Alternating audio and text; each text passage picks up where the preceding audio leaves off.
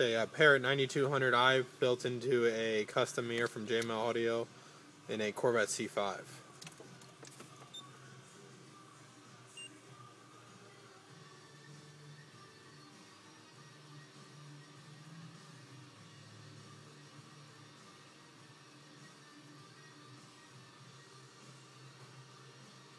You can see the entire display is backloaded into a custom piece, so you can get all your information now on the factory source, and then from your iPod to your Bluetooth, and then it goes off and it looks like it wasn't even added. You power it down.